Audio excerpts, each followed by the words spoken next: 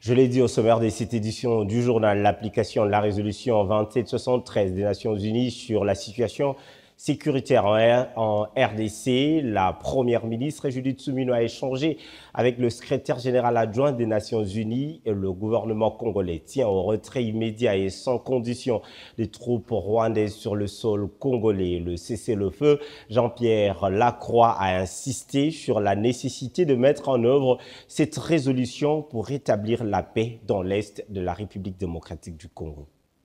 Réaffirmant la nécessité d'une cessation des hostilités et la nécessité d'une mise en œuvre des engagements pris dans le cadre des processus de Luanda et de Nairobi.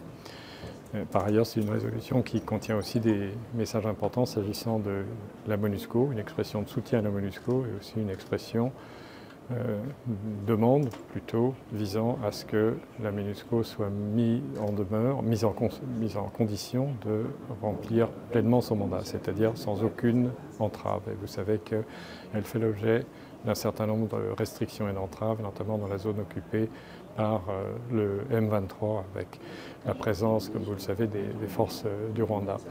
Donc le message central, qui est un message convergent avec ce que j'ai entendu de la part de Madame la Première ministre et des ministres présents, c'est tout doit être mis en œuvre maintenant pour opérationnaliser, mettre en œuvre cette résolution importante du Conseil de sécurité. Et la MONUSCO, évidemment, est prête à faire ce qui devra être fait dans le cadre notamment d'une cessation des hostilités.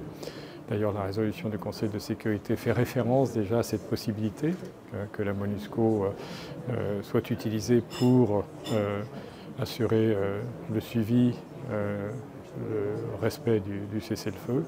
Et nous sommes prêts évidemment à faire en sorte que la MONUSCO, le plus rapidement possible, s'ajuste pour répondre à cette mission. Bon, tout ce qui concerne les sanctions relève soit des États membres, soit dans un cadre multilatéral, soit dans un cadre bilatéral. Je pense encore une fois que ce qui est fondamental, c'est que maintenant nous avons une plateforme solide, qui est cette résolution du Conseil de sécurité, et qu'il faut avancer pour mettre en œuvre cette résolution, et nous ferons tout ce qui est en notre mesure pour atteindre cet objectif.